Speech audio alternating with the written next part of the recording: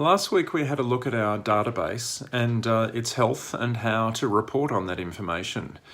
This week I want to take a closer look at what to do with that information, and especially those people that are unengaged on our database.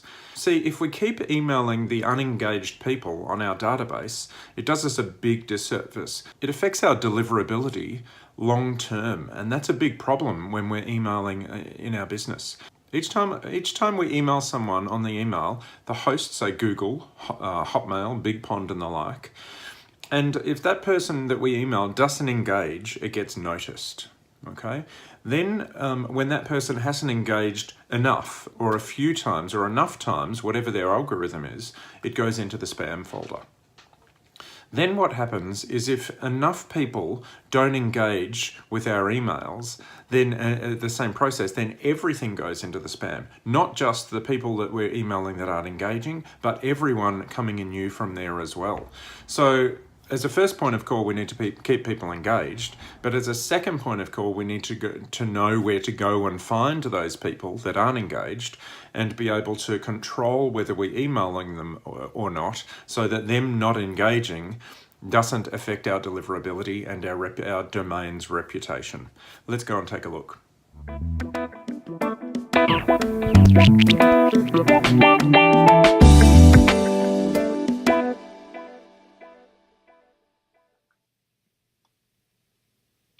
So we're back inside Infusionsoft and we're going to go to our email status search report and have a look at greater detail into that, a little bit greater detail. Email status search down here. And what we're going to do is edit our criteria and columns, and we're going to go to the unengaged but marketable, the most important stat to pay attention to. So in this particular database, there's 326 people that are unengaged and marketable. That's actually about 50% of the database in here, which is a huge chunk of people that we haven't engaged with at all, or haven't engaged with at all in this case since they've been in Infusionsoft. They were transferred over about 1.5 years ago. So that means they haven't engaged for the last 1.5 years, which is way too long. So what happens when someone doesn't engage in your database is, as the first point of call, if one person doesn't engage. Okay, if that one person doesn't engage to, say, Google or Hotmail or Yahoo or any of those sites, if that one person doesn't engage for a few times, then what happens is the email host will say Google or Yahoo or Hotmail or any of those, will say, this person's not engaging, this is going to go into the spam. And then what happens after that is if enough people go into the spam, then everybody goes into the spam. Every new email, every ongoing email goes into the spam unless you're whitelisted in that particular email recipient email address. So this is huge. If we keep emailing to these people that are unengaged and marketable, but they haven't engaged ever or haven't engaged for a long time, it potentially can damage the reputation of our domain because we keep emailing to these people that don't engage, we go into the spam, and our domain reputation goes down and down and down. So in a case like this, what I would be doing as a first point of call is doing a very aggressive re-engagement campaign. It would be a re-engagement campaign that I would set up that would be quite abrupt and quite aggressive, maybe a little bit of content in there. Hey, you opted in because you're interested in marketing automation. However, I notice you haven't opened one of my emails for the last year. Do you really want to be on the database, or shall I remove you? Click here for yes, or click here for no, kind of thing. If it's yes, then we get them to opt in again for, say, the 21-point business safety check or something like that. If you're interested, please click here to opt in for our 21-point safety check. And then we do a second email and then a third email, getting more and more aggressive or abrupt in our style until we get through. Because ultimately, if these people aren't engaging, we're going to remove them from the database, okay? And so we would set up a campaign, and to start the campaign, you would have a tag goal as the start. Let's just go in and have a little look here. So I'm just going to do a quick version of the re-engagement campaign, what it might look like, and what we might do with that. So first thing is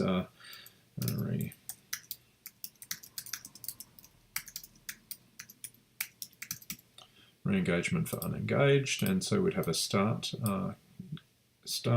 goal here, and then we'd have our email sequence, 3 email sequence only, and then what we might do is we might have down here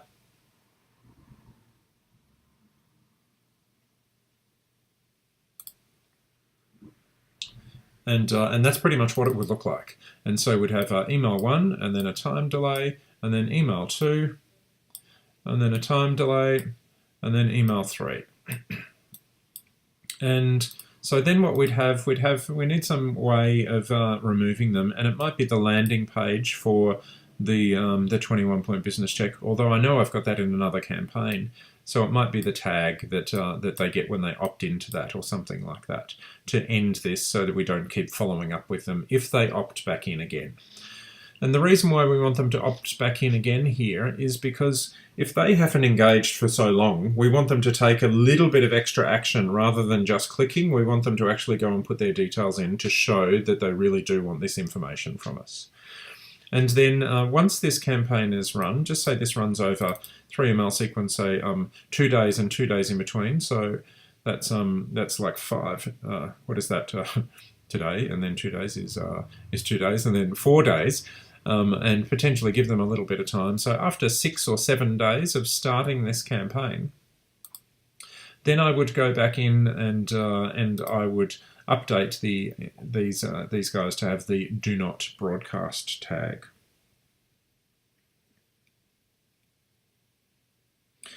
In fact, what we can do automatically inside here is at the end of this, we can delay another 2 days, and then we can apply the tag automatically inside here. Do not broadcast. Okay. Now I use this tag to exclude people from my broadcasts. If people are active in a campaign that's sending them, multitudes of information, or email every second day or something like that, then I apply this tag at the start of the campaign and then remove the tag at the end of the campaign, so we don't broadcast to those people.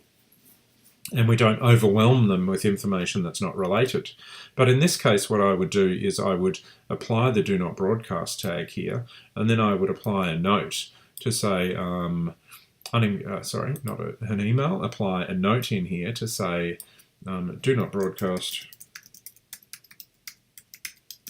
unengaged post, re-engagement. Post re-engagement series, and then so if they don't opt in, or they don't get tagged from opting in a different campaign, they'll automatically get that tag, they'll automatically get that note, and then when we send our email broadcasts and we exclude that do not broadcast tag, they'll be removed from any of the broadcasts and not affecting our email deliverability. Now, how would you start this campaign? So let's just put in here, I'm going to put in a temp. Let's put in a temp start re-engagement.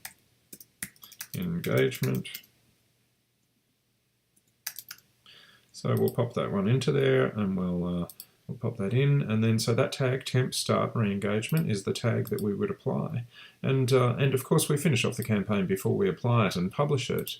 But then over here we would just go and we would select all of these people, and we would go apply and remove tag. And we would choose that, in this case, temp start re-engagement, and then we save. And then we click on process action. And by clicking on process action, that'll put those 326 people into that aggressive re-engagement campaign. And if they don't re-engage, then what we're going to do is remove them from the database. Well, remove them from any future emails. So effectively what that will do is improve the deliverability, because we're not sending to people that aren't engaging, but also it will improve our stats, because of course we're sending to those people that do engage with us, so it's going to improve our email stats as well.